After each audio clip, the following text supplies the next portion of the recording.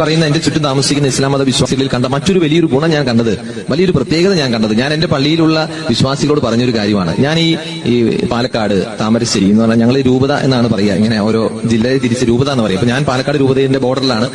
പാലക്കാട്, അപ്പുറത്ത് താമരശ്ശേരി, തലശ്ശേരി, ഈ പ്രദേശങ്ങളിലുള്ള ഒരുപാട് അനാഥ മന്ദിരങ്ങളിലും വൃദ്ധ മന്ദിരങ്ങളിലും ഒക്കെ ഞാൻ സന്ദർശനം നടത്താറുണ്ട്. ഇന്നുവരെ ഒരു അനാഥ മന്ദിരത്തിലോ വൃദ്ധ മന്ദിരത്തിലോ ഒരു ഇസ്ലാം മത വിശ്വാസി ഞാൻ കണ്ടിട്ടില്ല. പ്രായം ചെന്ന മാതാപിതാക്കളെ പടിയടച്ച് പിണ്ടം വെക്കുകയോ നട തള്ളുകയോ വല്ല വൃദ്ധമന്ദിരങ്ങളിൽ അനാഥ മന്ദിരങ്ങളിൽ കൊണ്ടുചെന്ന് അല്പം പൈസ ഏൽപ്പിച്ച് തള്ളുകയോ ചെയ്യുന്നത് അതിൽ ക്രൈസ്തവരും ഹൈന്ദവരുമാണ് കൂടുതൽ. ഒരൊറ്റ ഇസ്ലാം മത വിശ്വാസിയെ, പ്രായം ചെന്ന ഒരു ഉമ്മയെ ബാപ്പയെ ഞാൻ ഇന്നുവരെ ഒരു അനാഥ മന്ദിരത്തിലോ വൃദ്ധമന്ദിരത്തിലോ കണ്ടിട്ടില്ല. അത് വലിയൊരു പ്രത്യേകതയായിട്ട് ഞാൻ വളരെ അത്ഭുതത്തോടു കൂടെ കാണുന്ന ഒരു കാര്യമാണ്.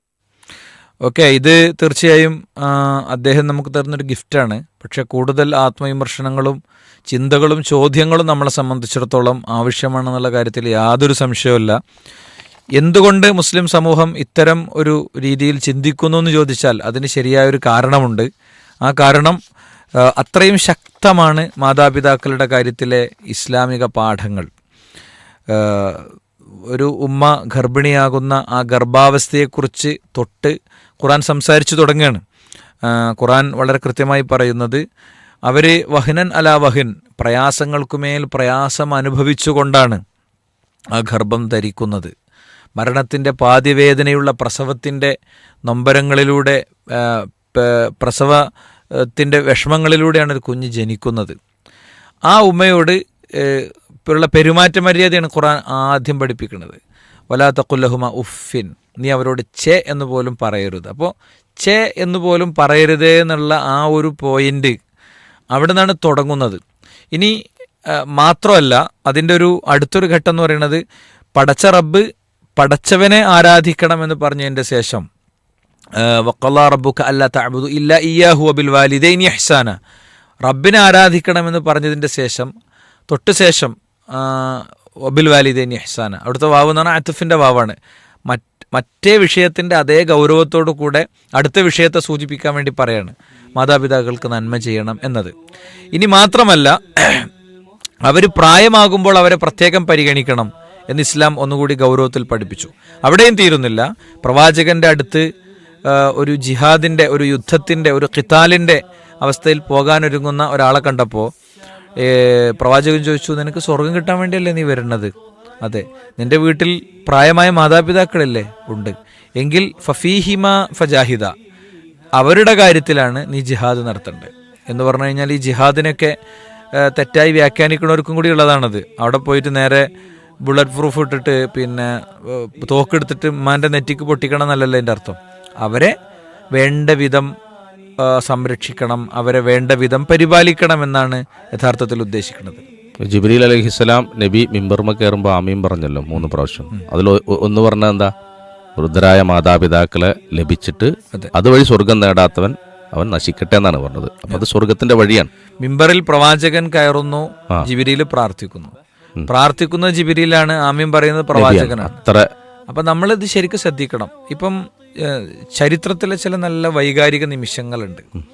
മഹാനായ ഉമർ ബിൻ ഖത്താബ് റളിയല്ലാഹുവിന്റെ പുത്രൻ അബ്ദുല്ലാഹി ബിൻ ഉമർ റളിയല്ലാഹു അൻഹു മസ്ജിദുൽ ഹറാമിൽ, മക്കയിലെ മസ്ജിദുൽ ഹറാമിൽ അദ്ദേഹം ഇങ്ങനെ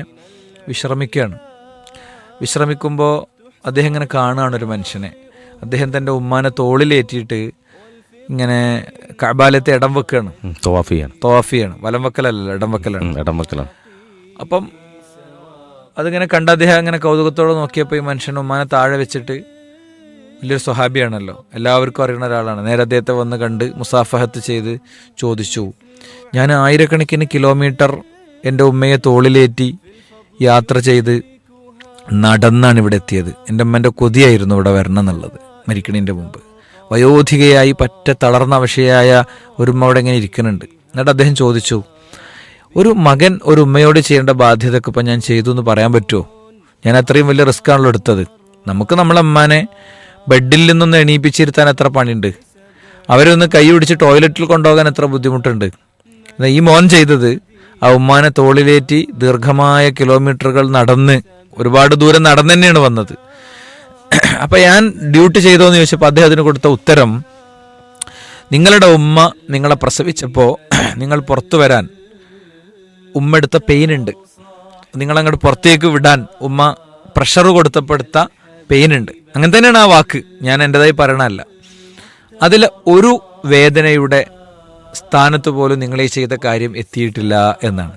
അപ്പോൾ ഇത് പറയുമ്പോൾ ഞാൻ കുറ്റബോധത്തോടെ ആത്മവിമർശനത്തോടെയാണ് കാര്യങ്ങൾ എടുക്കേണ്ടത്. നമ്മൾ എങ്ങനെയൊക്കെ ഫില്ല് ചെയ്താലും ഇപ്പോൾ ഓരോരുത്തരും വാപ്പയും ഉമ്മയല്ല ആകേണ്ടത്. ഇത് കേൾക്കുന്നവരൊക്കെ മക്കളാണ് ആകേണ്ടത്. ചില ആളുകളുടെ മാതാപിതാക്കൾ ഖബറിലായിരിക്കും, ചില ആളുകളുടെ മാതാപിതാക്കൾ ജീവിച്ചിരിപ്പുണ്ടാകും. ജീവിച്ചിരിക്കുന്ന ആളുകളെ സംബന്ധിച്ചിടത്തോളം വലിയ ബാധ്യത ഉണ്ട്. പിന്നെ ഇത് കേൾക്കുന്ന പ്രായമായവരോട് നമ്മൾ പറയുന്നത്, ദീനീബോധമുള്ള മക്കൾ പൊതുവെ എല്ലാവരും റെഡി ആയിരിക്കും.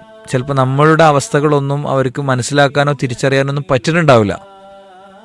അവരെ നമ്മൾ സഹായിക്കണം. ഇങ്ങനെയൊക്കെ ഒരു അവസ്ഥ ഉണ്ട്, ഇത് പഴയ പോലെ അല്ല, ഇപ്പോൾ ഞാൻ ഇങ്ങനെയാണ്, അല്ലെങ്കിൽ ഇന്ന് എനിക്കിങ്ങനൊരു പ്രശ്നമുണ്ട്, എനിക്കിങ്ങനൊരു ആവശ്യമുണ്ട്. പല പാരൻസും എന്താ ചോദിച്ചാൽ മക്കളെ ഇടങ്ങാറാക്കണ്ട എന്ന് വിചാരിക്കുകയാണ് ചെയ്യുക.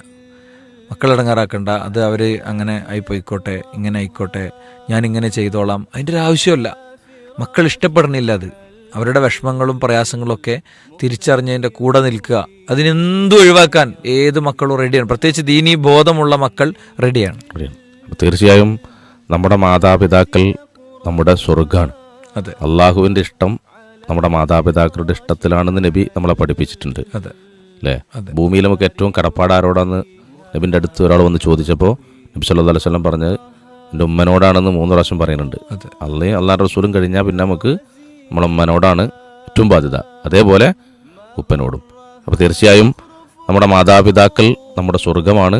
അതിലൂടെ നമുക്ക് നമ്മുടെ കടമകൾ നിർവഹിക്കണമെന്ന വലിയ പാഠം ഇസ്ലാമിൻ്റെ ഏറ്റവും പ്രധാനപ്പെട്ട ഒരു വിഷയമായി നമ്മൾ പഠിപ്പിക്കപ്പെട്ടിട്ടുണ്ട്.